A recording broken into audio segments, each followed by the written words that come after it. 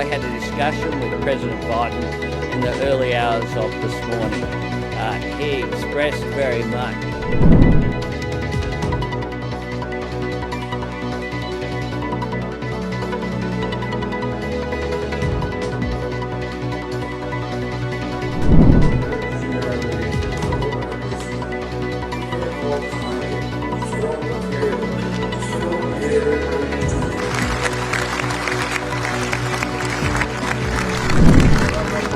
lapso de máximo 3 horas. Han creado una situación ficticia.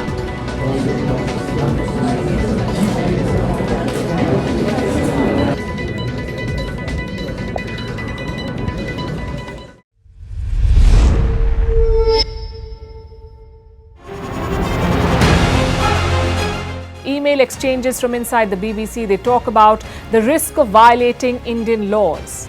It's easier to rake up the freedom of speech debate, but does it give anyone a free pass to knowingly violate the law?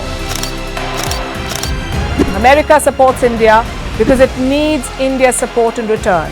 And India is working with the US because it suits India's interests. This is how geopolitics works. Last night, he diffused a crisis with his defense minister. But today, Netanyahu was confronted with a new problem. His cabinet seems to have rebelled against him. The UK is looking at the Indian subcontinent to fill its coffers. That India seems to be negotiating from a position of power, like a partner and not a former colony.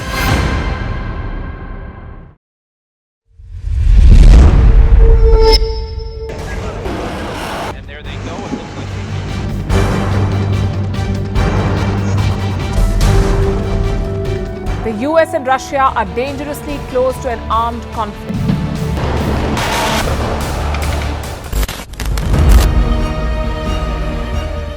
This year, 2023, New Delhi will be the capital of global diplomacy. For a country as diverse as ours, with 88% of the population illiterate, it was a very big deal to write a constitution, and that too, the world's largest.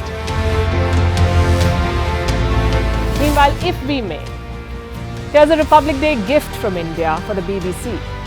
A list of suggestions for the BBC for their upcoming documentaries. Number 1, the Kohinoor and the colonial loot. Number 2, an outdated monarchy and unhealthy obsession with the royals. Number 3, racism in 2023. We're waiting.